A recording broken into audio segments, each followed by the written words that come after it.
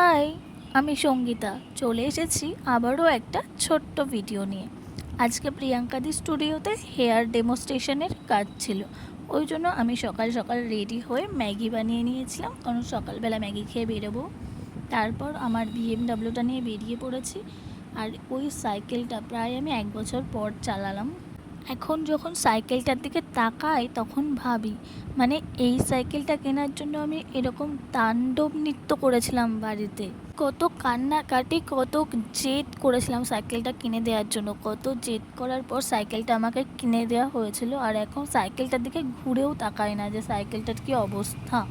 দেন প্রিয়াঙ্কাদি স্টুডিওতে আসার পরে আমার হেয়ারটা করছিল কিন্তু আজকে শ্রাবণীদি। ফার্স্টে ক্রিম্পিং করছিল, আর হেয়ার ক্রিম্পিং করতে করতে আমি শ্রাবণীদির সাথে একটু গল্পও করছিলাম যে আমরা দুজন দুজনকে আগে থেকেই চিনতাম সেই নিয়ে। আর আমরা দুজন দুজনকে আগে থেকে চিনলেও রাস্তায় হয়তো অনেকবার দুজন দুজনকে দেখেছি, বাট সেভাবে কখনো কথা বলা হয়নি। আর কথা বলে কিন্তু আমার খুব ভালো লেগেছে, খুব মিষ্টি শ্রাবণীদি।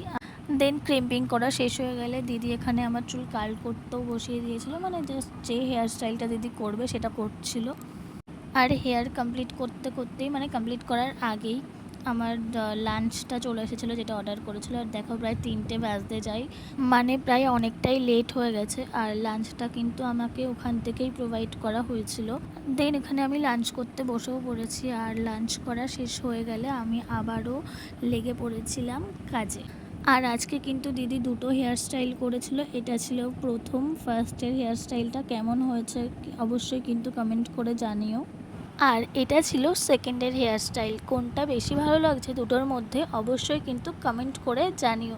আজকের মতো টাটা, দেখা হচ্ছে নেক্সট ভিডিওতে।